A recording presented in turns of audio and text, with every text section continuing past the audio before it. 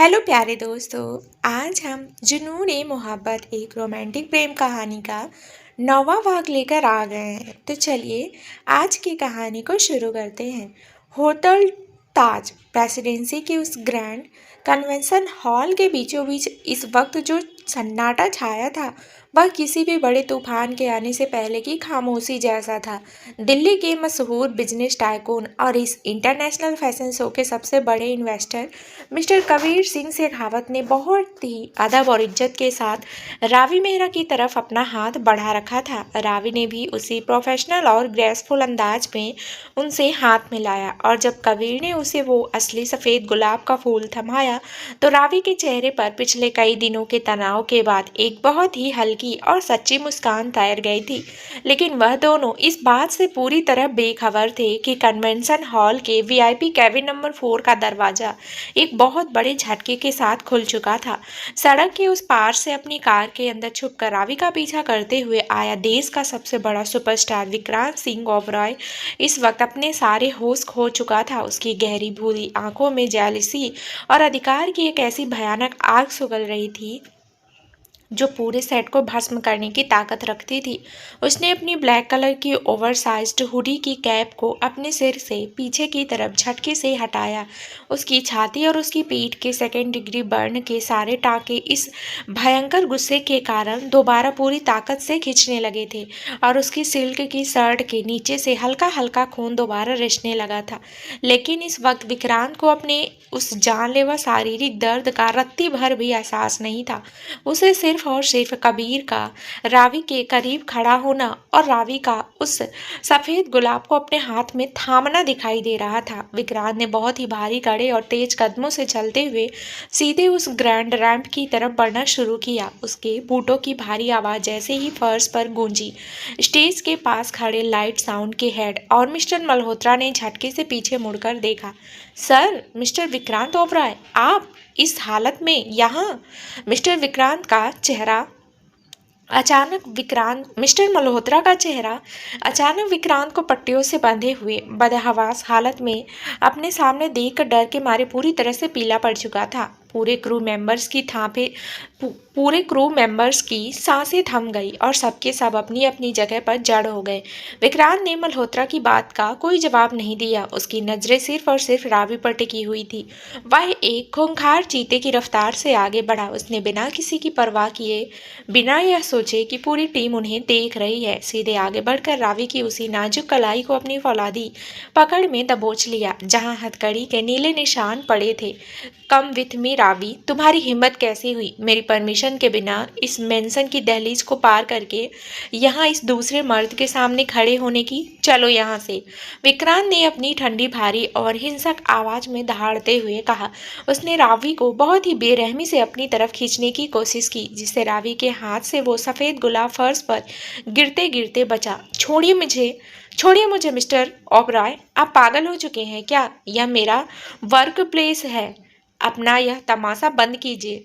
रावी ने अपनी कलाई को विक्रांत की फौलादी पकड़ से छुड़ाने की पूरी ताकत लगाई, लेकिन विक्रांत का गुस्सा इस वक्त पागलपन की आखिरी हद को पार कर चुका था। तभी दिल्ली के बिजनेस टाइकून कबीर सिंह शेखावत ने इस पूरे दृश्य को बहुत ही ठंडी और पैनी नजरों से देखा। वह एक सच्चे जेंटलमैन थे और एक महिला के साथ सरेआम इस तरह की बदतमीजी देखना उसके सिद्धांतों के बिल्कुल खिलाफ था। कबीर ने बिना एक पल गंवाए बहुत ही रोवीली और ग्रेसफुल चाल के साथ आगे बढ़कर सीधे विक्रांत का रास्ता रोक लिया। वे दोनों पुरुषों के बीच अब महज कुछ इंच का फासला था और दोनों की कलाइयाँ और फौलादी कदकाठी एक दूसरे को सीधा चैलेंज दे रही थी। कबीर ने बहुत ही कड़क, प्रोफेशनल और भारी आवाज में विक्रांत की आंखों में सीधे देखते हुए कहा, excuse me mister Oberoi, please अपना हाथ पीछे हटाइए। आप इस तरह पूरी टीम के सामने एक लेडी के साथ बदतमीजी नहीं कर सकते। आप देश के बहुत बड़े सुपरस्टार होंगे, लेकिन एलिट मीडिया ग्रुप के इस सेट पर आपको अपनी लिमिट्स में रहना होगा। लेट्स हर गो। कबीर के मुंह से अपने लिए ये कड़े और सीधे शब्द सुनकर विक्रांत का गुस्सा सातवें आसमान पर पहुंच गया। उसने रावी की कलाई को छोड़ा नहीं, बल्कि उसे और कसते हुए कबीर के चेहरे के बिल्कुल करीब अपनी सुलगती नजरें गड़ा दी। लिमिट?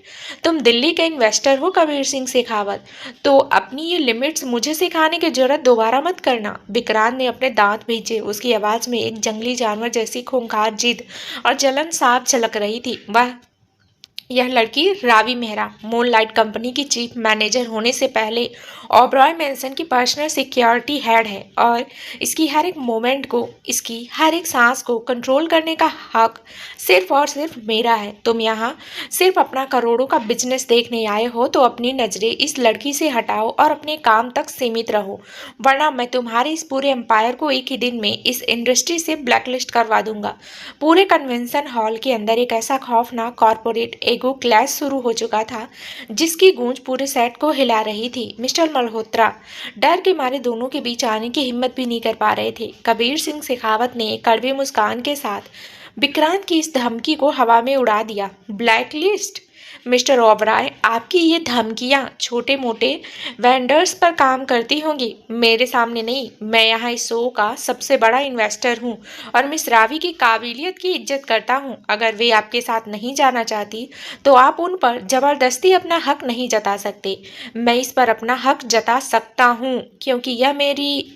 विक्रांत के मुंह से हिडन वाइफ का वो सबसे बड़ा सच पूरी टीम के सामने बाहर आने ही वाला था कि तभी रावी मेहरा का नाम सोया हुआ मिडिल क्लास स्वाभिमान अपनी पूरी ताकत के साथ जाग उठा। उसने देखा कि विक्रांत अपने इस अंधे घमंड में उसकी पूरी इज्जत, उसकी पूरी डिग्निटी का इस भरे सेट पर तमाशा बना रहा था। रावी ने अपने दांत भींचे, अपनी पूरी शारीरिक ताकत बटोरी और एक बहुत बड़े झटके के साथ अपनी कलाई को विक्रांत की फौलादी पकड़ से दूर खींच लिया। झटका। रावी की कलाइयों के वो जख्म दोबारा छिल गए, लेकिन उसने उस दर्द की परवाह नहीं की। उसने फर्श पर गिरे उस सफ़ेद गुलाब को दोबारा अपने हाथों में उठाया, उसे बहुत ही गर्व के साथ अपने सीने से सटाया और विक्रांत की आंखों में सीधे देखते हुए बहुत ही तीखी, कड़क और प्रोफेशनल आवाज में कहा, mister Vikrant Singh Oberoi, just shut up this nonsense right now. बंद कीजिए अपना यह घटिया और बदतमीजी भरा तमाशा। मैं यहाँ मूनलाइट इवेंट्स की चीफ मैनेजर की हैसियत से खड़ी हूँ और मिस्टर कबीर सिंह शेखावत इस शो के मुख्य अतिथि हैं। उन्होंने मेरे काम की इज्जत की है, जो आपके जैसे अंधे और घमंडी इंसान के बस की बात कभी हो ही नहीं सकती। मैं आपके दादाजी दिग्विजय सिंह जी के सामने एक कॉन्ट्रैक्ट के तहत बंधी हुई हूँ, जिसका मतलब यह कतई नहीं है कि मैं आपकी पर्सनल जागीर या बपौती बन चुकी हूँ। मैं कल सुबह भी यहाँ आऊँगी और इस शो को अपनी लीडरशिप में पूरी दुनिया के सामने लाइव करके दिखाऊंगी। आप अपनी इस जंगली जिद को और अपनी इस पाबंदियों को अपने ओबराय मैंसन के कमरों तक ही सीमित रखिए। रावी मेहरा आपकी इस पैसे के घमंड के सामने कभी घुटने नहीं टेकेगी। रावी का यह करारा और तीखा जवाब पूरे सेट के सामने विक्रांत के चेहरे पर सबसे बड़ा तमाचा था। विक्रांत अपनी जगह पर पूरी तरह से निशब्द रह गया। उसकी गहरी भूरी आंखें रावी के हाथों में चमकते उस सफ़ेद गुलाब और उसकी आंखों में छिपी साफ नफरत को देखकर अंदर ही अंदर पूरी तरह से तिलमिला उठी। उसने अपनी मुठ्ठियां इतनी जोर से भींची कि उसके हाथ का वो कांच का जख्म दोबारा खुल गया और खून कालीन पर टपकने लगा। उसने कबीर को एक आखिरी जानलेवा नज़र से देखा, अपनी हुडी की कैप को झटके से सिर पर डाला और भारी गुस्से से भरे कदमों के साथ कन्वेंशन हॉल के मुख्य दरवाजे से बाहर निकल गया। समीर, जो पिछले कुछ मिनटों से एक कोने में खड़ा यह सब देख रहा था, वह तुरंत विक्रांत के पीछे भागा। जैसे ही वे दोनों वीआईपी पार्किंग लॉट में खड़ी फरारी कार के पास पहुंचे, विक्रांत ने गुस्से में आकर कार के बोनट पर अपनी पूरी ताकत से एक मुक्का जड़ा। समीर, सुनो, तुमने उस लड़की ने पूरे सेट के सामने मेरे मुंह पर क्या कहा, सुना तुमने? वह उस कबीर के हाथ से वो फूल ले रही थी और मुझे अपनी लिमिट्स याद दिला रही थी। वह भूल रही है कि वह किसकी कैद में है। समीर, मेरी बात बहुत ध्यान से सुनो।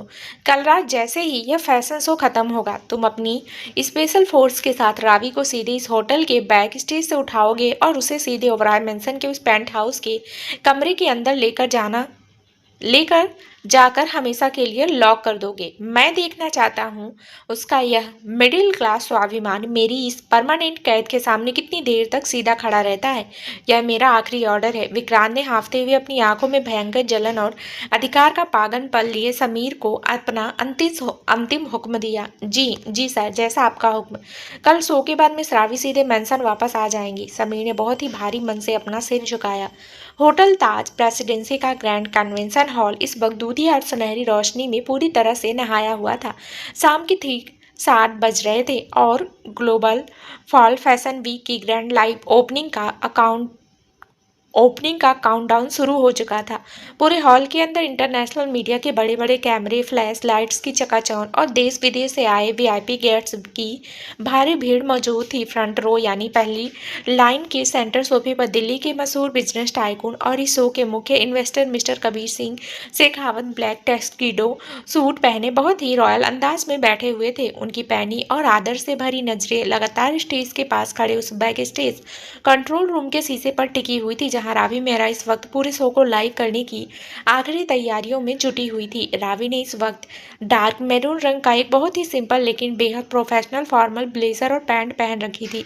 उसके बाल पीछे सलीके से बंधे थे, हाथ में वॉक टॉकी था और उसके चेहरे पर एक गजब की मुस्तैदी और कड़कपन साफ दिखाई दे रहा था। कल दोपहर को विक्रांत सिंह ओबरॉय ने पूरी टीम के सामने जो तमाशा खड़ा किया था, रावी ने उस अपमान और गुस्से को अपने दिल के किसी बहुत गहरे कोने में दबा लिया था। वह अच्छी तरह जानती थी कि इस वक्त उसकी एक छोटी सी गलती न सिर्फ मल्होत्रा सर की कंपनी को बर्बाद कर देगी, बल्कि उसके पापा राकेश मेहरा के कोमा के इंटरनेशनल इलाज को भी खतरे में डाल देगी, जो ओबराय ट्रस्ट के कॉन्ट्रैक्ट के दम पर चल रहा था। नितिन, लाइट और साउंड के हेड को बोलो कि ओपनिंग म्यूजिक का वॉल्यूम सेट करे। पेरिस के जो पहले 5 मॉडल्स हैं उन्हें लाइव अप करो। हमारा लाइव ब्रॉडकास्ट ठीक 2 मिनट में ऑन होने वाला है। कोई भी गड़बड़ मुझे बर्दाश्त नहीं होगी। रावी ने वॉकी टॉकी पर अपनी टीम को बहुत ही क्रिप्स और क्लियर ऑर्डर्स दिए। उसकी आवाज़ में इतना कॉन्फिडेंस था कि पूरी टीम यस मैडम कहकर अपनी अपनी पोजीशन पर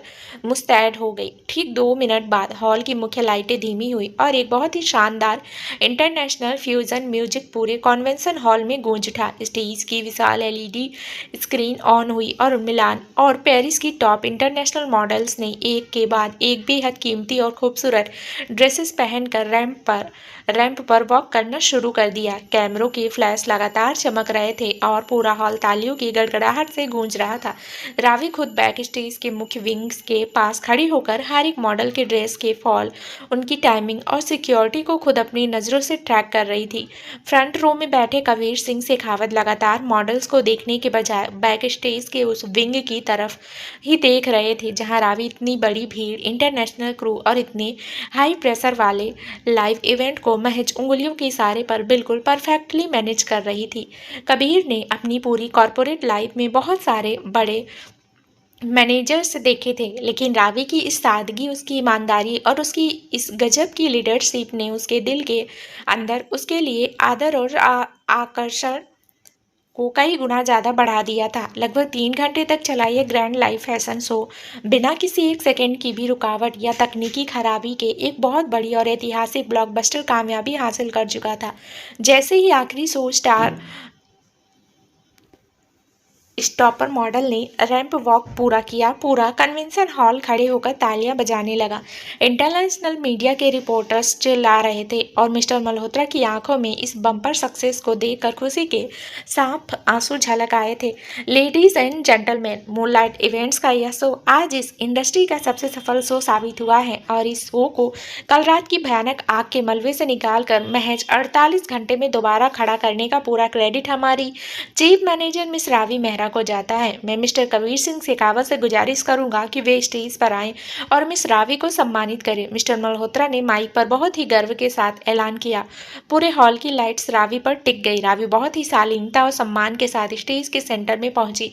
कबीर सिंह शेखावत अपने हाथ में लाल गुलाबों का एक बहुत ही खूबसूरत और बड़ा सा गुलदस्ता लिए स्टेज पर आए। उन्होंने रावी की आंखों में सीधे देखते हुए बहुत ही आदर से मुस्कुराकर वह गुलदस्ता रावी के हाथों में सौंपा और सीधे माइक को अपने हाथ में ले लिया।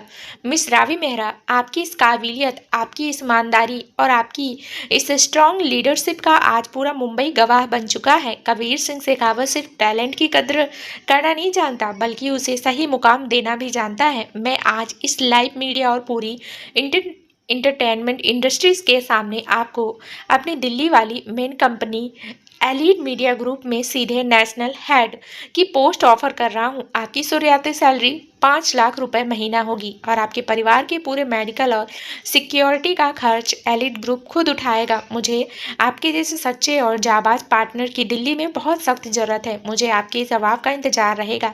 कबीर ने पूरी दुनिया के सामने रावी को एक ऐसा लाइफ चैलेंजिंग ऑफर दे दिया जिससे रावी के पैरों के नीचे से जमीन ही खिसका दी। 5 लाख रुपए महीना और दिल्ली में नेशनल हेड की पोस्ट। रावी का पूरा दिमाग यह सुनकर सन्न रह गया। अगर वह यह जॉब स्वीकार कर लेती तो उसे ओबराय खानदान के इस सीक्रेट मैरिज कॉन्ट्रैक्ट की और विक्रांत के उस जानवर जैसे पजेसिव नर्क की कोई जरूरत नहीं रह जाती। वह खुद अपनी ईमानदारी की कमाई से अपने पापा का इलाज दुनिया के किसी भी बेस्ट अस्पताल में करवा सकती थी। रावी की आंखों में अपनी आज़ादी की एक बहुत बड़ी उम्मीद की किरण चमक उठी। उसने कबीर को बहुत ही आदर के साथ धन्यवाद कहा, गुलदस्ता संभाला और पूरी टीम की बधाइयों के बीच स्टेज से नीचे उतर आई। रात के ठीक 11:30 बज रहे थे। पूरा कन्वेंशन हॉल अब धीरे धीरे खाली हो चुका था। वीआईपी गेट्स और मीडिया जा चुके थे और सिर्फ कुछ सफाई कर्मी हॉल के पिछले हिस्से में काम कर रहे थे। रावी बैक स्टेज के अपने पर्सनल वीआईपी कैबिन के अंदर बैठी हुई थी। टेबल पर वह 5 लाख का ऑफर जॉब लेटर, कबीर का दिया हुआ गुलदस्ता और उसके पापा की मेडिकल फाइल्स रखी हुई थी। रावी अपनी कुर्सी पर बैठी खिड़की से बाहर देखते हुए बहुत ही गहरे असमंजस में डूबी हुई थी। अगर मैं दिल्ली का यह ऑफर मान लूं तो मैं अपनी माँ और अंजलि को इस नर्क से दूर ले जा सकती हूँ। मैं विक्रांत सिंह ओबराय के उस घमंड को हमेशा के लिए तोड़ सकती हूँ जो मुझे अपनी जागीर समझता है। लेकिन क्या मिस्टर दिग्विजय सिंह मुझे इतनी आसानी से इस कॉन्ट्रैक्ट से आज़ाद होने देंगे?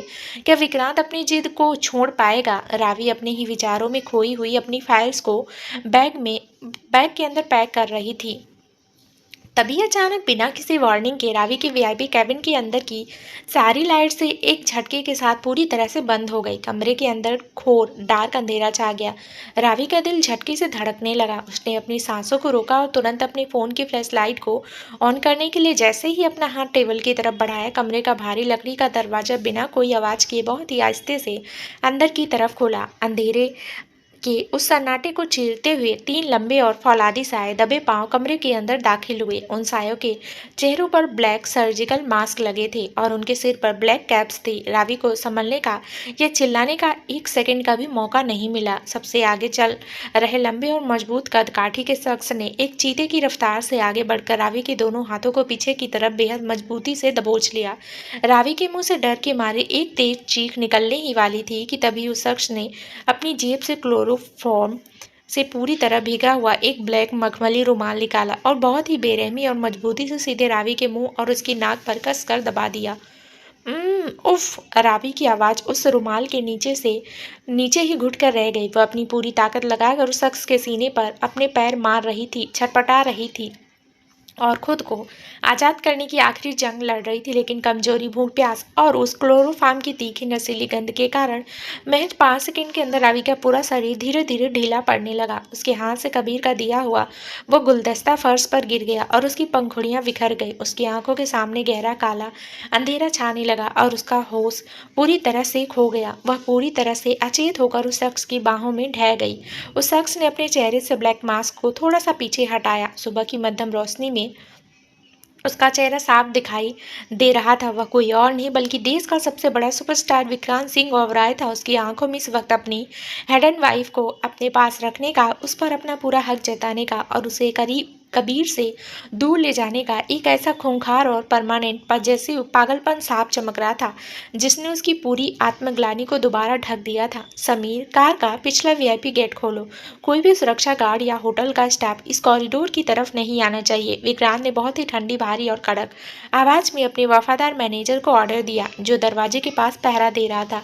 विक्रांत ने बिना 1 सेकेंड भी गवाए नीचे झुका और बेहोश पड़ी रावी मेहरा को बहुत ही नरमी लेकिन एक अधिकार के साथ अपनी मजबूत बाहों में उठा लिया। उसने रावी के चेहरे पर आए बिखरे वालों को धीरे से पीछे किया और अपने दांत भींचते हुए बुदबुदाया, I told you before Ravi, तुम मेरी मर्जी के बिना इस ओबरॉय मैंसन की कैद से बाहर जाकर किसी दूसरे मर्द का दिया हुआ 5 लाख का ऑफर लेटर स्वीकार नहीं कर सकती। तुम सिर्फ और सिर्फ मेरी हिडन वाइफ हो और आज से तुम्हारी यह कैद हमेशा के लिए परमानेंट होने वाली है। विक्रांत रावी को अपनी छाती से कसकर सटाए हुए होटल के उस सुनसान पिछले सर्विस एग्जिट के रास्ते से नीचे पार्किंग की तरफ बढ़ने लगा। समीर ने चिपके से फरारी कार का पिछला गेट खोला। विक्रांत ने रावी को बहुत ही आस्ते से कार की पिछली सीट पर लटाया और खुद ड्राइविंग सीट पर बैठकर गाड़ी को एक तूफानी रफ्तार से ओबराय मैंसन के उस पेंट हाउस की तरफ मोड़ दिया। ओबराय मैंसन के उस भव्य और विशाल पेंट हाउस के मुख्य बेडरूम की हवा इस वक्त पूरी तरह ठंडी हो चुकी थी, लेकिन उस सन्नाटे के पीछे एक बहुत ही खौफनाक और भारी तनाव साफ महसूस किया जा सकता था। किंग साइज बेड के मखमली गद्दे पर लेटी हुई रावी मेहरा की पलकें धीरे धीरे कांपी। क्लोरोफॉर्म के तीखे और कड़वे असर के कारण उसका पूरा सिर इस वक्त हथौड़े की तरह बज रहा था और उसकी आंखों के सामने गहरा धुंधलका छाया हुआ था। उसने बहुत ही मुश्किल से अपनी भारी आंखें खोली और कमरे की उस जानी पहचानी महोगनी और नक्काशीदार छत को देखा। कमरे की छत को देखते ही रावी के पूरे बदन में एक सिरहन दौड़ गई। वह झटके से बेड पर उठकर बैठी, लेकिन कमजोरी के मारे उसका पूरा सिर चकरा गया और उसने अपने दोनों हाथों से अपना माथा पकड़ लिया। उसका दिल इतनी तेजी से धड़क रहा था मानो छाती फाड़कर बाहर आ जाएगा। उसने चारों तरफ अपनी नजरें दौड़ाई। वह दोबारा उसी सोने के पिंजरे में विक्रांत सिंह ओबराय की उसी पर्सनल कैद के अंदर वापस लाई जा चुकी थी। होटल ताज के बैक स्टेज का वो वीआईपी कैबिन, वो कमरों की फ्लैश लाइट्स, वो 5 लाख का नेशनल हेड का जॉब ऑफर, सब कुछ एक ही पल में किसी धुंधले सपने की तरह गायब हो चुका था। तभी रावी की नज़र बेड के बगल में रखी कांच की साइड टेबल पर पड़ी। वहाँ दिल्ली के बिजनेस टाइकून कबीर सिंह शेखावत का दिया हुआ वो कीमती ऑफिकल जॉब ऑफर लेटर रखा था, लेकिन उसके 2 टुकड़े किए जा चुके थे। किसी ने बहुत ही बेरहमी से उस लेटर को बीच में से फाड़ कर वहां पटक दिया था। मिस्टर विक्रांत सिंह ओबराय, रावी के सूखे होंठों से गुस्से और अपमान के मारे एक बेहद तीखी कांपती हुई आवाज निकली। उसकी आंखों से आंसुओं का एक सैलाब उमड़ पड़ा, लेकिन उन आंसुओं के पीछे इस वक्त कोई कमजोरी नहीं थी। वहां सिर्फ और सिर्फ विक्रांत के इस घिनौने जुल्म के खिलाफ एक शेरनी जैसे नफरत सुलग रही थी। वह बेड से नीचे उतरी। उसके पैर कमजोरी के मारे कांप रहे थे, लेकिन वह अपने आत्मसम्मान को समेटकर सीधे कमरे के मुख्य दरवाजे की तरफ बढ़ी। उसने जैसे ही दरवाजे के पीतल के हैंडल को पकड़कर खींचने की कोशिश की, दरवाजा बाहर से पूरी तरह लॉक था। वह बंद दरवाजे पर अपनी दोनों हथेलियों से पागलों की तरह पीटने ही वाली थी कि तभी क्लिक, कड़क दरवाजे का भारी लॉक बाहर से खुला और दरवाजा अंदर की तरफ बहुत ही आस्ते से खुल गया। चौखट पर देश का सबसे बड़ा सुपरस्टार विक्रांत सिंह ओबराय खड़ा था। उसने ब्लैक सिल्क एक बहुत ही कीमती नाइट सूट पहन रखा था और उसकी छाती व हाथ पर कल रात के हमले की सफ़ेद पट्टियां साफ दिखाई दे रही थी। विक्रांत की गहरी भूली आंखें इस वक्त गुस्से, जेलसी और अधिकार के एक अजीब से पागलपन से पूरी तरह लाल हो रही थी। वह अंदर से अच्छी तरह जानता था कि रावी ने उसका खून देखकर उसकी जान बचाई है और वह उसके इस एहसान के नीचे पूरी तरह दब चुका था, लेकिन उसका वो सुपरस्टार वाला एटीट्यूड और घमंड उसे रावी के सामने पिघलने की इजाज़त नहीं दे रहा था। वह अपनी इसी कमजोरी को छुपाने के लिए, रावी को अपने पास रखने के लिए और भी ज़्यादा कड़क और क्रूर होने का नाटक कर रहा था। दरवाज़ा पीटना बंद करो रावी मेहरा, तुम अब इस मैंसन से, इस पेंट हाउस से और मेरी इस नज़रों के सामने से बाहर एक कदम भी नहीं रख सकती। विक्रांत ने अपनी ठंडी, भारी और कड़क आवाज़ में कमरे के अंदर दाखिल होते हुए कहा। उसने पीछे से दरवाज़ा बंद कर लिया। मिस्टर ओबराय, आपकी हिम्मत कैसे हुई मुझे उस होटल के बैक स्टेज से इस तरह छुपकर किडनैप करने की, और यह ऑफर लेटर फाड़ने का हक आपको किसने दिया? रावी ने टेबल से उस फटे हुए लेटर के टुकड़ों को उठाया और पूरी ताकत से विक्रांत के चौड़े सीने पर दे मारा। वह कागज के टुकड़े विक्रांत की शर्ट से टकरा कर फर्श पर बिखर गए। रावी की आवाज़ गुस्से के मारे पूरी तरह कांप रही थी। तुमने सिर्फ एक कागज का टुकड़ा नहीं फाड़ा है मिस्टर ओबराय, तुमने मेरे पापा के इलाज के, मेरी अपनी ईमानदारी की कमाई का वो रास्ता बंद किया है जो मुझे तुम्हारी इस मुफ्त की खैरात से आज़ाद कर सकता था। तुम एक नंबर के बदतमीज तो जानवर इंसान हो। मैं तुमसे नफरत करती हूँ। विक्रांत रावी के मुंह से अपने लिए ऐसे तीखे शब्द सुनकर 2 कदम आगे बढ़ा। उसने रावी के दोनों नाजुक कंधों को अपनी मजबूत उंगलियों से इतनी बेरहमी से दबोच लिया कि रावी के मुंह से दर्द की एक तेज चीख निकल गई। विक्रांत ने उसे झटके से अपनी तरफ खींचा। दोनों के बीच अब महज 1 इंच का भी फासला नहीं था और विक्रांत की गर्म सांसें रावी के चेहरे से सीधे टकरा रही थी। हाँ, मैं बदतमीज हूँ और मैं एक जानवर भी हूँ रावी मेहरा, लेकिन अपनी ये चिल्लाने की आवाज़ अब मेरे इस बेडरूम के अंदर हमेशा के लिए बंद कर लो। विक्रांत ने अपने दांत भींचे। उसकी आंखों में भयंकर जलन साफ झलक रही थी। तुमने सोचा था कि तुम दिल्ली चली जाओगी, तुम उस कबीर सिंह शेखावत के हाथ से वो गुलाब का फूल लोगी, उसका 5 लाख का ऑफर लेटर स्वीकार करोगी और उसके साथ जाकर दिल्ली में ऐश करोगी। तुम भूल रही हो कि तुम ओबराय खानदान की हिडन वाइफ हो और इस मैंसन के बाहर तुम्हारी कोई अपनी पहचान, कोई मर्जी या कोई करियर नहीं हो सकता। आज से तुम्हारा मूनलाइट इवेंट्स का चैप्टर हमेशा के लिए क्लोज होता है। तुम अब मिस्टर मल्होत्रा या उस कबीर का चेहरा देखना तो दूर, उसका नाम भी अपनी इस जुबान पर दोबारा नहीं लाओगी। विक्रांत ने रावी को झटके से पीछे की तरफ धकेला, जिससे वह सीधे सोफे के कोने से जा टकराई। उसने रावी का पुराना मोबाइल फोन और उसका छोटा सा बैग टेबल से उठाया और बहुत ही क्रूरता के साथ अपनी जेब में रख लिया। नियम बिल्कुल साफ है रावी, तुम्हारा यह फोन, तुम्हारी ये फाइल, सब कुछ हमेशा के लिए जब्त की जाती है। इस कमरे के बाहर 24 घंटे मेरे 2 नए वफादार हथियारबंद गार्ड्स का पहरा रहेगा। तुम सिर्फ मेरी इस कानूनी कैद में रहोगी और यहाँ से बाहर जाने का रास्ता सिर्फ और सिर्फ मेरी मर्जी से ही खुलेगा। रावी को अपने कंधों पर विक्रांत की उंगलियों का असहनीय दर्द महसूस हो रहा था, लेकिन उसने अपनी आंखें बंद नहीं की। उसने सोफे का सहारा लेकर खुद को सीधा खड़ा किया, अपनी फटी हुई कुर्ती के पल्लू को संभाला और विक्रांत की सुलगती हुई आंखों में सीधे देखते हुए बहुत ही धीमी, बर्फीली और कशिश भरी आवाज में कहा, मिस्टर विक्रांत सिंह ओबराय, आप अपने इस घमंड के पीछे असल में अपने अंदर छिपे उस डर को छुपा रहे हो। आप अंदर से अच्छी तरह जानते हैं कि रावी मेहरा को आप अपनी इस दौलत के दम पर कभी झुका नहीं सकते। आप मेरे शरीर को इस कमरे के अंदर बंद रख सकते हैं, मेरे फ़ोन को छीन सकते हैं, मेरी नौकरी बर्बाद कर सकते हैं, लेकिन एक बात अपने इस छोटे से दिमाग में अच्छे से बिठा लीजिए, मैं आज इसी वक्त से आपका दिया हुआ अन्न और पानी का एक बूंद भी अपने गले से नीचे नहीं उतारूंगी। मैं इस कैद के अंदर भूख प्यास से मर जाऊंगी, लेकिन विक्रांत सिंह ओबराय के टुकड़ों पर कभी नहीं पलूंगी। मैं अपने स्वाभिमान का व्रत इसी फर्श पर बैठकर पूरा करूंगी और आपकी यह पूरी दौलत भी मेरी इस जिद को कभी नहीं तोड़ पाएगी। रावी ने झटके से अपना रुख बदला, फर्श पर बिखरे हुए पेपर्स को वैसे ही छोड़ दिया और सीधे कमरे के सबसे ठंडे कोने में फर्श पर जाकर दीवार से पीठ सटाकर बैठ गई। उसने अपने दोनों घुटनों को अपनी सीने से सटा लिया और अपनी आंखें बंद कर ली, मानो विक्रांत का वजूद अब उसके लिए पूरी तरह से खत्म हो चुका था। विक्रांत अपनी जगह पर अकेला खड़ा रहा। रावी की आंखों में अपने लिए वो अटूट निडरता और साफ साफ नफरत देकर उसका वो सुपरस्टार का असीम गुरूर एक बार पूरी तरह से मिट्टी में मिल चुका था। वह गुस्से में तिल मिलाकर वहां से मुड़ा, कमरे का दरवाजा बाहर से बंद किया और भारी ताला जड़कर कॉरिडोर की तरफ बढ़ गया। रात के ठीक 2 बज रहे थे। पेंट हाउस के मुख्य लिविंग एरिया का माहौल बहुत ही ज्यादा भारी और सुनसान था। विक्रांत सोफे पर बैठा लगातार अपने सीने के दर्द को दबाने की कोशिश कर रहा था। तभी समीर बहुत ही धीमे और डरे हुए कदमों से अंदर दाखिल हुआ। उसके हाथ में राकेश मेहरा की नई मेडिकल प्रोग्रेस रिपोर्ट थी। सर, समीर ने बहुत ही धीमी आवाज में विक्रांत के पास आकर कहा। क्या बात है समीर, अस्पताल की क्या अपडेट है? डॉक्टर क्लार्क ने क्या कहा? विक्रांत ने अपनी आंखें बंद किए बहुत ही भारी आवाज में पूछा। सर, अमेरिका के डॉक्टर क्लार्क ने राकेश जी का नया एडवांस न्यूरो ट्रीटमेंट शुरू कर दिया है।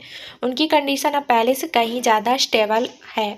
और सर, डॉक्टर क्लार्क की टीम, जो करोड़ों की फीस है और अस्पताल के वेंटिलेटर का जो भी भारी खर्च है, वह सब कुछ आपके उसी पर्सनल सीक्रेट अकाउंट से पूरी तरह से पे हो चुका है। मिस रावी की माँ को यही लग रहा है कि यह सब ओबरा ट्रस्ट के पुराने वादे के मुताबिक हो रहा है। आपके दिए पैसों की वजह से ही राकेश जी की हर एक सांस इस वक्त सुरक्षित चल रही है। समीर ने बहुत ही वफादारी के साथ पूरी रिपोर्ट विक्रांत के सामने रख दी।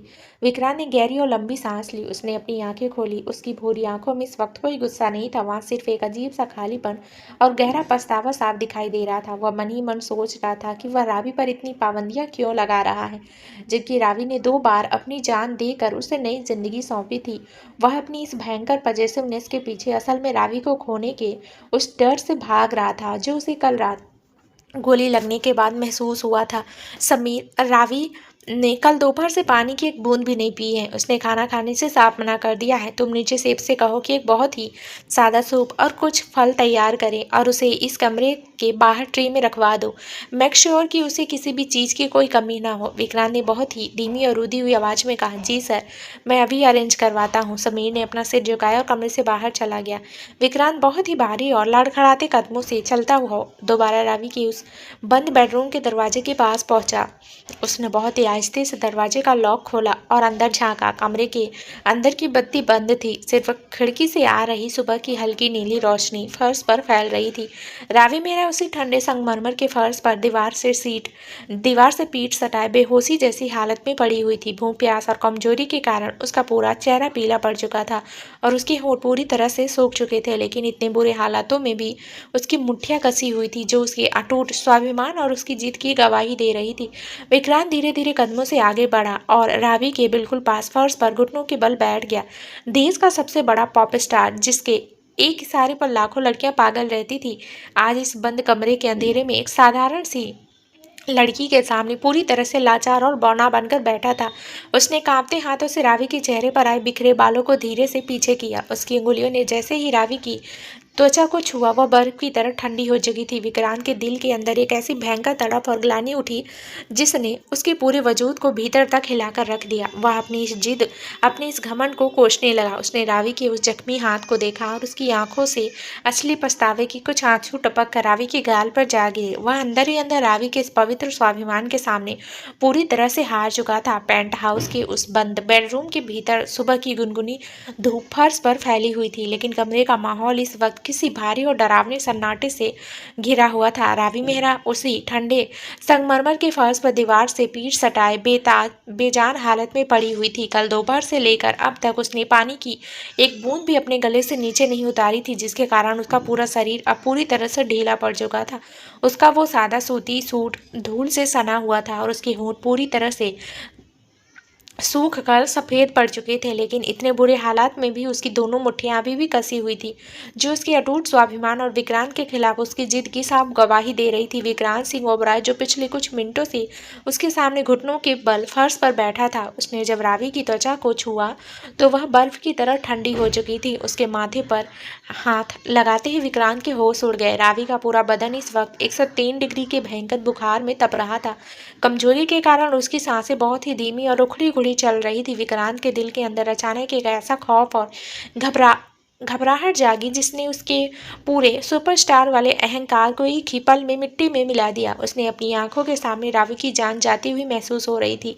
रावी, रावी, आंखें खोलो प्लीज, मेरी तरफ देखो। विक्रांत की आंखों में इस वक्त कोई पुराना रौब या घमंड नहीं था। वहां सिर्फ और सिर्फ अपनी हिडन वाइफ को खोने का एक बहुत बड़ा और कांपता हुआ डर साफ झलक रहा था। उसने बिना एक सेकंड गवाए झटके से अपना सीक्रेट फोन निकाला और समीर को कॉल मिलाया। समीर, इसी वक्त डॉक्टर मेहता को अपनी गाड़ी में डालो और अगले 5 मिनट के अंदर उन्हें ऊपर पेंट हाउस में लेकर आओ। रावी की हालत बहुत ज़्यादा खराब है, वह होश खो रही है, जल्दी करो। विक्रांत ने हाँफते हुए अपनी आंखों में आंसू लिए समीर को चिल्लाकर ऑर्डर दिया। ठीक 10 मिनट बाद डॉक्टर मेहता अपने हाथ में मेडिकल किट और स्टेथोस्कोप लिए बहुत ही हड़बड़ाहट में बेडरूम के अंदर दाखिल हुए। उनके पीछे समीर भी बहुत ही चिंतित चेहरा लिए खड़ा था। डॉक्टर ने तुरंत फर्श पर बैठी रावी को उठाकर बेड पर लेटाया और उसके पल्स रेट व टेम्परेचर को चेक करना शुरू किया। जैसे ही डॉक्टर की नज़र रावी की कलाइयों पर पड़े उन नीले काले निशानों और उसके सूखे होठों पर पड़ी, उसका चेहरा गुस्से और चिंता के मारे पूरी तरह से सख्त हो गया। डॉक्टर मेहता ने झटके से मुड़कर विक्रांत की तरफ देखा, जो बेड के पास खड़ा लगातार अपने हाथ की उंगलियों को भींच रहा था। डॉक्टर ने बहुत ही कड़े और प्रोफेशनल लहजे में विक्रांत को डांटते हुए कहा, mister Vikrant Oberoi, this is absolutely nonsense and criminal. आप इस लड़की के साथ क्या करने की कोशिश कर रहे हैं? कल रात के उस भयंकर हादसे और ब्लड डोनेशन के बाद इसके शरीर में पहले से ही खून की बहुत भारी कमी थी और ऊपर से इसने पिछले 24 घंटे से अन्न जल का एक दाना भी अंदर नहीं लिया है।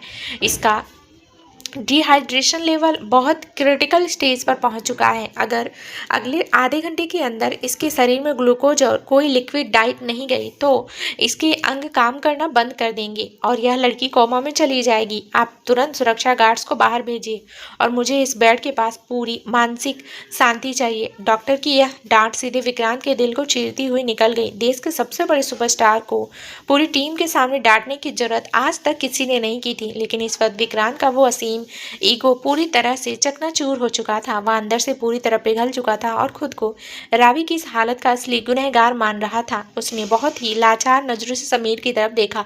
समीर, तुरंत सेब से कहो कि वो ज़्यादा वेजिटेबल सूप जो तुमने सुबह तैयार करवाया था, सादा वाला, उसे तुरंत ऊपर लेकर आए। और डॉक्टर साहब प्लीज़ इसे कोई हैवी इंजेक्शन मत दीजिए, इसके हाथों में पहले से ही बहुत चोट लगी है। विक्रांत की आवाज़ पूरी तरह से रूंध चुकी थी और उसकी भूरी आंखों से असली पछतावे के आंसू टपककर फर्श पर गिरने लगे थे। कुछ ही मिनटों में समीर ने चांदी की ट्रे में वे गर्मा गर्म वेजिटेबल सूप का कटोरा लाकर बेड के साइड टेबल पर रख दिया। डॉक्टर मेहता ने रावी के बाएं हाथ की नस में बहुत ही आहिस्ते से एक आईवी ड्रिप इंजेक्ट कर दी ताकि उसके शरीर में ताकत वापस आ सके। ग्लूकोज के चढ़ते ही रावी की बंद पलकें धीरे धीरे कांपी और उसने बहुत ही मुश्किल से अपनी भारी आंखें खोली। होश में आते ही उसकी नज़र बेड के पास बैठे विक्रांत पर पड़ी। विक्रांत के हाथ में इस वक्त वो सूप का कटोरा और चांदी का चम्मच था। वो बहुत ही कांपते और लड़खड़ाते हाथों से चम्मच में सूप लेकर रावी के होठों के पास ले गया। देश का नंबर 1 पॉप आइकन आज बहुत ही मजबूरी और मिन्नत भरे भावों के साथ उस लड़की के सामने घुटनों के बल बैठा था। रावी प्लीज़ थोड़ा सा यह सूप पी लो। मैं जानता हूँ कि तुम मुझसे बहुत नफरत करती हो और तुम्हारा मुझसे नफरत करना बिल्कुल जायज़ है। तुम होश में आने के बाद मुझसे जो चाहे बदला ले लेना, मुझे जितनी चाहे सजा दे देना, लेकिन खुद को इस तरह भूखा प्यासा रखकर मौत के मुंह में मत धकेलो। प्लीज़ मेरी खातिर यह सूप पी लो। विक्रांत ने बहुत ही धीमी और रूंधी हुई आवाज़ में रावी के सामने अपने दोनों हाथ जोड़ दिए। रावी ने अपनी सूजी हुई लाल आंखों से सीधे विक्रांत की आंखों में देखा। उसकी नज़रों में विक्रांत के इस रोते हुए चेहरे को देखकर भी कोई दया या भावुकता नहीं आई। उसने बहुत ही कमजोरी के साथ अपने सिर को झटके से दूसरी तरफ घुमा लिया और अपने होठों को कसकर बंद कर लिया, मानो वह विक्रांत के हाथ से जहर पीना तो दूर उसकी तरफ देखना भी अपने स्वाभिमान के खिलाफ समझती थी। मैं नहीं पीऊंगी मिस्टर ओबराय। मैंने आपसे कल रात ही कह दिया था कि मैं आपकी इस कैद के अंदर भूख प्यास से मरना पसंद करूंगी, लेकिन आपके इस घमंड के टुकड़ों पर कभी नहीं पलूंगी। ले जाइए अपना यह सूप यहाँ से। रावी की आवाज़ बहुत ही बारीक और कमज़ोर थी, लेकिन उसके शब्दों में वही पुरानी कड़क जिद साफ चमक रही थी। विक्रांत का दिल यह सुनकर भीतर तक पूरी तरह से टूट कर बिखर गया। वह रावी की इस अटूट खुददारी के सामने खुद को दुनिया का सबसे गरीब और बेबस इंसान महसूस कर रहा था। उसने सूप के कटोरी को साइड टेबल पर रखा और रावी के उस जख्मी हाथ को बहुत ही नरमी से अपनी दोनों कलाइयों के बीच ले लिया। रावी, तुम अपनी स्वाभिमान के लिए खुद की जान दे दोगी, यह मैं अच्छे से समझ चुका हूँ, लेकिन क्या तुमने एक बार भी अस्पताल में लेटे अपने पापा राकेश के बारे में सोचा है? डॉक्टर क्लार्क ने आज सुबह ही कहा है कि तुम्हारे पापा का वेंटिलेटर रिस्पॉन्स बहुत अच्छा है और वे बहुत जल्दी इस कॉमा से बाहर आ जाएंगे। अगर तुम यहाँ खुद को इस तरह ख़त्म कर लोगी तो जब तुम्हारे पापा होश में आएंगे और अपनी इस लाडली बेटी को इस दुनिया में नहीं पाएंगे तो क्या वे एक सेकेंड भी जिंदा रह पाएंगे? रावी, क्या तुमने अपनी स्वाभिमान के चक्कर में अपने पूरे परिवार को हमेशा के लिए अनाथ करना चाहती हो? मैं तुम्हें अपने पापा की कसम देता हूँ रावी, उनके ठीक होने की खातिर प्लीज यह सूप पी लो। विक्रांत ने रावी के हाथ पर अपना सिर रख दिया और बच्चों की तरह फूट फूट कर रोने लगा। रावी ने जब विक्रांत के मुंह से अपने पापा की कसम और उनके ठीक होने की बात सुनी तो उसका वो कड़ा और सख्त स्वाभिमान का व्रत अपने पिता की जिंदगी के सामने थोड़ा सा पिघलने पर मजबूर हो गया। वह अच्छी तरह जानती थी कि उसे अपने परिवार और अपनी माँ के लिए जिंदा रहना ही होगा।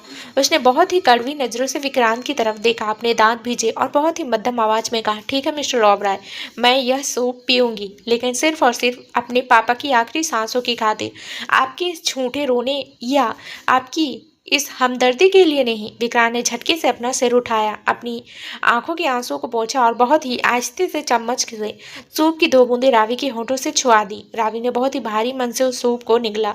विक्रांत उसे पूरा नाश्ता करवाने लगा और कमरे के अंदर अधिकार, नफरत और इस जागती हुई पोजीशन में इसकी घरेलू जंग अब एक बहुत ही बारीक और जज्बाती मोड़ पर आ चुकी थी। इसी समय मुंबई के इस आलीशान 5 स्टार होटल के मुख्य VIP एग्जीक्यूटिव स्वीट के अंदर का माहौल बहुत ही ज्यादा गंभीर और कॉर्पोरेट ड्रामा से भरा हुआ था। दिल्ली के सबसे बड़े प्रतिद्वंदी कंपनी एलीट मीडिया ग्रुप का करोड़पति मालिक कबीर सिंह शेखावत अपनी कांच के बड़ी मेज पर हाथ टिकाए खड़ा था।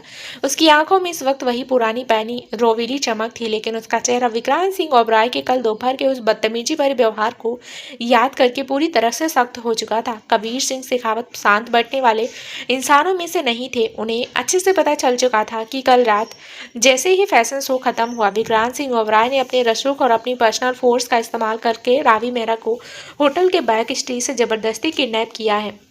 उसे वापस ओबराय मैंसन के उस पेंट हाउस के अंदर ले जाकर हमेशा के लिए लॉक कर दिया है। कबीर ने अपने हाथ में पकड़े सिगार को एस्ट्रे में बुझाया और अपने सामने खड़े दिल्ली के सबसे बड़े कॉर्पोरेट लॉयर मिस्टर मल्होत्रा, जो उनकी दिल्ली वाली लीगल टीम के हेड थे, की तरफ देखा। शर्मा जी, मुझे ओबराय साम्राज्य के पिछले 10 सालों की सारे लीगल पेपर्स, उनके बिजनेस शेयर्स और मूनलाइट इवेंट्स के पीछे लगे उस सीक्रेट मैरिज कॉन्ट्रैक्ट की एक एक बारीक डिटेल इसी वक्त मेरे टेबल पर चाहिए। विक्रांत सिंह ओबराय को लगता है कि वह देश का सबसे बड़ा सुपरस्टार है, तो वह एक इतनी टैलेंटेड और बेगुनाह लड़की रावी मेहरा को अपने पैसों के घमंड के दम पर पूरी जिंदगी कैदी बनाकर रख सकता है। मैं इस फैशन शो का सबसे बड़ा इन्वेस्टर हूँ और मैं इस रावी को अपनी दिल्ली वाली कंपनी का नेशनल हेड बनाकर ही दम लूंगा। कबीर सिंह शेखावत कानूनी तौर पर ओबराय खानदान के इस झूठे रस्सों की धज्जा उड़ाने के लिए पूरी तरह तैयार है। दिल्ली की यह दस्तक कल सुबह होने से पहले ओबराय मैंसन के दरवाजों को हिलाकर रख देगी। कबीर ने बहुत ही कड़क, ठंडे और धमकी भरे लहजे में अपनी अगली लीगल बाजी का ऐलान कर दिया। तो दोस्तों, आगे इस कहानी में क्या नेक्स्ट ट्विस्ट आएगा, ये जानने के लिए इस कहानी का अगला भाग जरूर सुने, जो बहुत ही जल्दी इस चैनल पर प्रसारित कर दिया जाएगा। धन्यवाद दोस्तों।